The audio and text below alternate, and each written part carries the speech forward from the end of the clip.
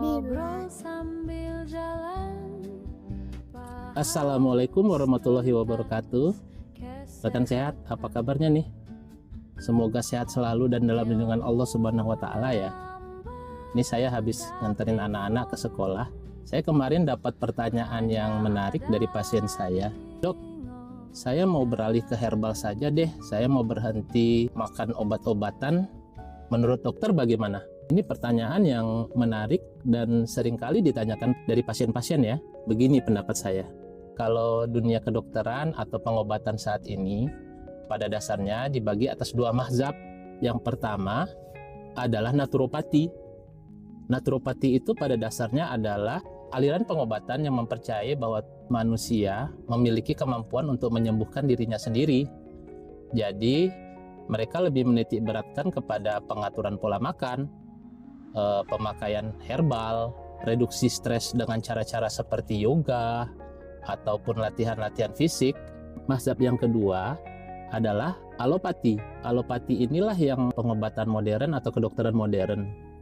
Kalau mazhab yang satu ini, itu lebih menitik beratkan kepada intervensi terhadap penyakit tersebut melalui cara seperti pemberian obat, tindakan seperti pembedahan dengan tujuan untuk menyembuhkan penyakit-penyakit yang diderita oleh pasien tersebut.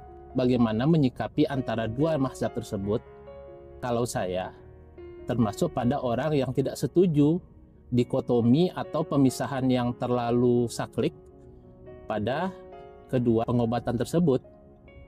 Karena bagi saya kedua-duanya punya kekuatan masing-masing untuk indikasinya masing-masing. Lah, maksudnya gimana, Dok?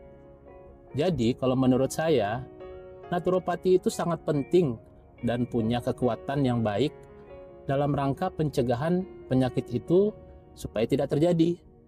Di sisi lain, alopati itu sangat penting untuk menata laksana penyakit saat penyakit tersebut sudah termanifestasi. Kita ambil contoh deh yang gampang. Misalnya serangan jantung. Serangan jantung sebelum kejadian, maka peran daripada naturopati sangat baik di sini. Dengan cara pengaturan pola makan, memakai herbal-herbal yang baik, kemudian reduksi stres lewat yoga, latihan-latihan fisik. Tujuannya agar jangan sampai pasien itu menderita serangan jantung. Itu bagus. Akan tetapi, jika serangan jantung itu sudah kadung terjadi, tidak pada tempatnya lagi kita bersandar pada naturopati. Kita harus segera cepat menyelamatkan pasien tersebut lewat tindakan-tindakan intervensi, baik itu melalui obat ataupun pembukaan kembali pembuluh darah yang tersumbat. Itu tempatnya alopati. Pasien saya tersebut menderita diabetes dan dia mengatakan bahwa XXX mengatakan tinggalkan obat-obatan tersebut, beralih sepenuhnya ke herbal. Nah, kalau menurut saya sih ya harus kita sikapi dengan bijak di sini. Goal daripada diabetes adalah kontrol gula sehingga komplikasi tidak terjadi. Jika tanpa pemberian obat goal tersebut bisa terlaksana, kenapa enggak? Jangan dikira dalam kedokteran modern itu adalah melulu soal obat. Pada alur pengobatan diabetes, nomor satu itu bukan pemberian obat loh. Jangan salah kaprah ya. Sebelum kita memberikan obat, itu terlebih dahulu kita lakukan intervensi gaya hidup dan olahraga. Jika dalam 3 bulan intervensi gaya hidup dan olahraga tidak membuahkan hasil gula darah yang terkontrol, baru kita memberikan obat.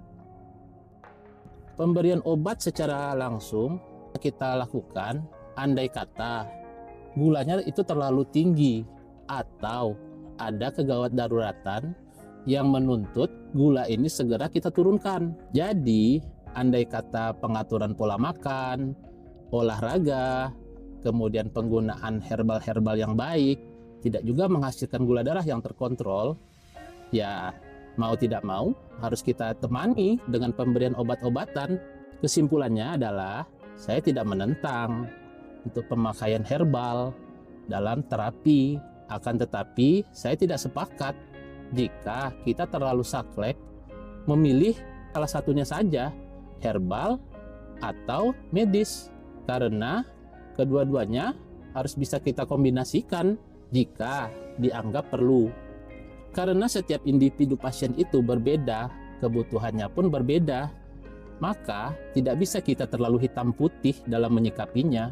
Nah, kalau rekan sehat sendiri, bagaimana pendapatnya menyikapi pro dan kontra antara naturopati dan alopati ini?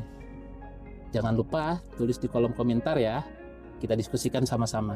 Tetap sehat, tetap bersemangat, supaya kita bisa jalan-jalan terus. Assalamualaikum warahmatullahi wabarakatuh.